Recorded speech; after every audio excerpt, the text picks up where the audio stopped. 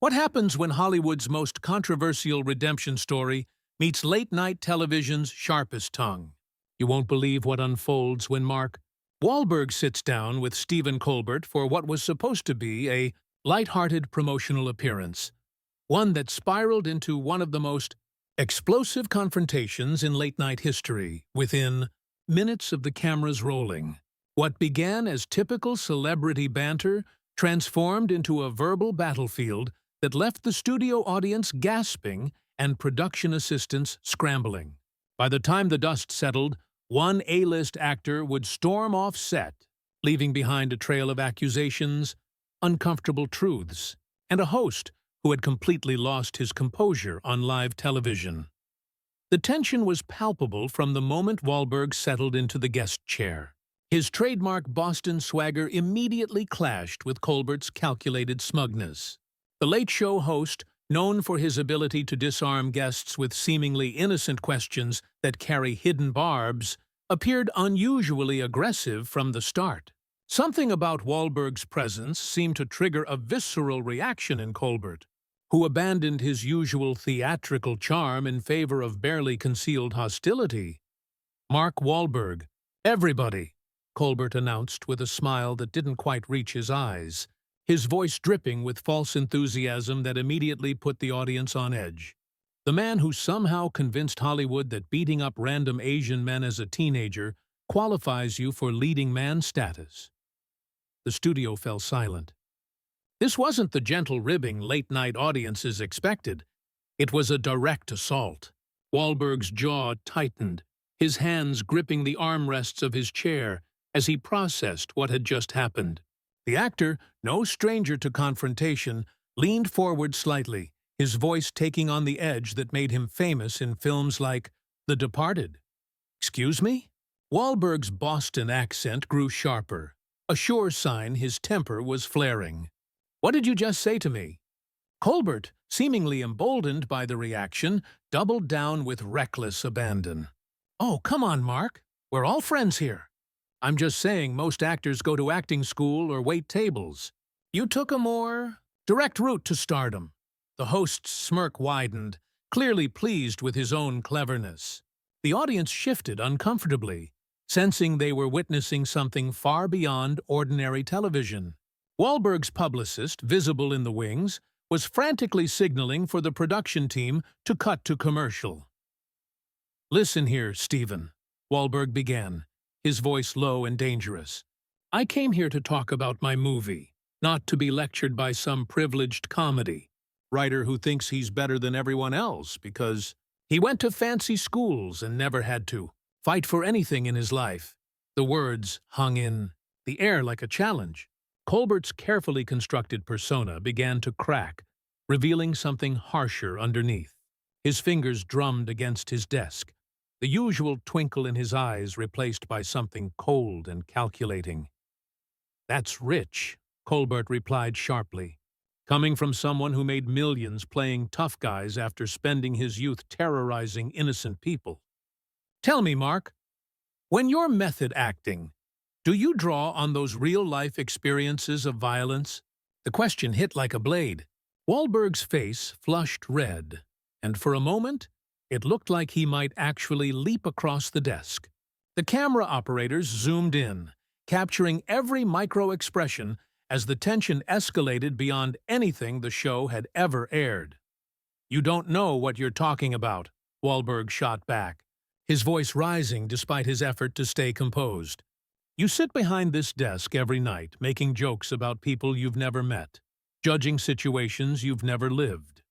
You have no idea what it's like to grow up where I grew up, to make the mistakes I made, or to spend decades trying to make up for them." But Colbert wasn't backing down. If anything, Wahlberg's anger seemed to fuel him further. The host leaned back with a predator's smile. "Oh, I see. So, we're supposed to feel sorry for you? The poor little rich movie star who had such a hard childhood he thought it justified committing hate crimes? That's quite the victim narrative you've built, Mark." The words "hate crimes" were the final straw. Wahlberg shot to his feet so quickly his chair crashed into the backdrop. His fists were clenched, his muscles tensed. "That's enough," Wahlberg roared, his voice echoing through the silent studio. "You want to talk about hate? Let's talk about the hate you're spewing right now, you self-righteous piece of—" "Please," came a voice from off-camera, as a producer tried to intervene, but both men ignored it. They were locked in a battle of wills that had gone far beyond television. Something raw and primal was unfolding before a stunned audience. Gone was the affable Colbert, who softened politics with humor. In his place stood a man consumed with moral superiority, wielding his platform like a weapon against a guest who had clearly struck a nerve. As the confrontation reached a fever pitch, the two men glared at each other across the desk like gladiators. It was clear this was no longer about promotion or entertainment. This was personal. The silence that followed Wahlberg's outburst stretched on, the cameras still rolling. Colbert, realizing too late that he might have gone too far, tried to laugh it off. "Well, Mark, I can see we've touched a nerve," he said, voice trembling slightly. But his attempt at levity only made things worse. Touched a nerve? Wahlberg's voice was incredulous. "You think this is funny? You think my life, my mistakes, my journey are just a punchline for your little comedy show?" His hands trembled. Whether from rage or adrenaline, no one could tell. Behind the cameras, production assistants whispered frantically, unsure whether to cut to commercial or let the chaos play out live. Colbert, unwilling to yield, pushed forward, a decision that would prove catastrophic.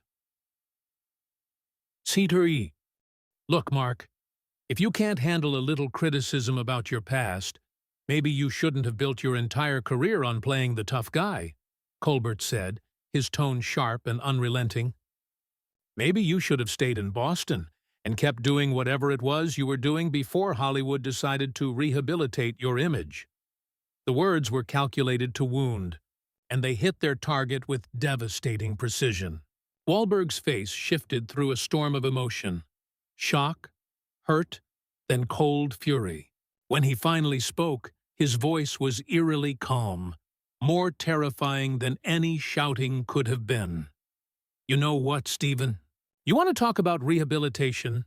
Let's talk about yours," Wahlberg said, leaning forward. "Let's talk about how you've spent your entire career hiding behind characters and jokes because you're too much of a coward to say what you really think. At least I own my mistakes.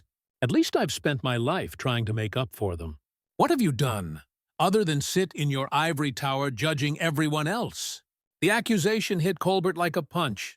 His face flushed red, and for the first time he seemed genuinely rattled. The careful composure he'd mastered over years of hosting began to crumble in real time. "Coward?" Colbert's voice rose to match Wahlberg's earlier volume. "I've been speaking truth to power my entire career. I've stood up to politicians, corporations, and yes, celebrities, who think their fame makes them immune to accountability." "Accountability?" Wahlberg laughed bitterly. "Is that what you call this? This isn't accountability, Stephen. This is a public execution disguised as entertainment.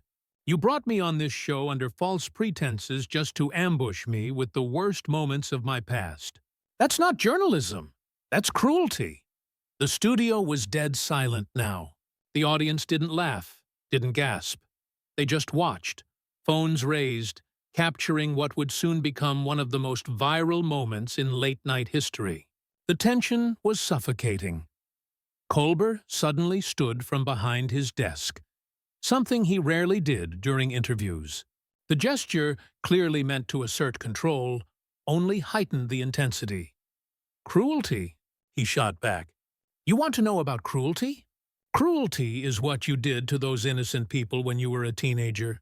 Cruelty is building a career on charm and redemption while never truly acknowledging the trauma you caused." "I have acknowledged it," Wahlberg fired back, his voice cracking with emotion. "I've talked about it in interviews. I've made donations. I've tried to be better every single day since then. But people like you will never let me move past it, because it doesn't fit your narrative. You need me to be the villain so you can feel like the hero. The psychological warfare between them had reached its peak. What started as a professional clash had devolved into a personal war, each man attacking the other's identity. Colbert's next words were the point of no return. Maybe that's because you are the villain. Mark, maybe some things are unforgivable. Maybe some people don't deserve redemption, no matter how many movies they make or how much money they donate to charity. The studio went completely still. Even the camera operators seemed frozen as Wahlberg processed the words. His expression shifted. Disbelief? Pain? Then something darker. Unforgivable. Wahlberg repeated quietly, the word trembling on his lips. When he looked up again, there was something raw and dangerous in his eyes. You know what's unforgivable, Stephen? Using your platform to destroy people for entertainment. Pretending to be some moral authority while you tear down anyone who doesn't fit your perfect little world view. Colbert opened his mouth to respond, but Wahlberg cut him off with a raised hand. No, you've said enough. You've shown everyone exactly who you really are tonight. Behind all that fake charm and those clever jokes, you're just another bully with a microphone. The word bully hit Colbert harder than anything else. His mask finally cracked completely. Bully? I'm the bully? He barked, his voice trembling with fury. That's rich coming from someone who literally assaulted people because of their race. The audience gasped. People in the front row shifted in their seats, visibly uncomfortable. The moment had crossed from entertainment into something that felt real and dangerous. Wahlberg stepped closer to the desk, every muscle in his body taut. That's it. We're done here. This interview is over. But Colbert couldn't stop himself. Running away again, Mark? Just like you ran away from taking real responsibility for your actions? That final accusation, cowardice, broke the last of Wahlberg's restraint. Coward?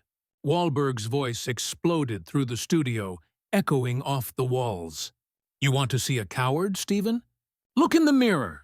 Without warning, he slammed his fist down on Colbert's desk so hard that the host's coffee mug jumped and spilled across his notes. The sound cracked through the air like a gunshot. Security guards along the walls tensed, unsure whether to intervene. I was a stupid, ignorant kid who made terrible mistakes, Wahlberg roared, his thick Boston accent cutting through the tension. But at least I had the guts to admit it, to face it, to spend every day of my adult life trying to be better. What's your excuse? For being a piece of garbage right now as a grown man on national television? Colbert, realizing he had gone too far, tried to pull back. Mark, please, let's just— No, Wahlberg snapped, cutting him off. His voice was a thunderclap. Colbert actually recoiled. You don't get to let's just anything. You wanted this fight. You got it. You think you're better than me? You think you're some kind of moral authority? He leaned forward, eyes locked on the host. Let me tell you something about yourself, Stephen Colbert.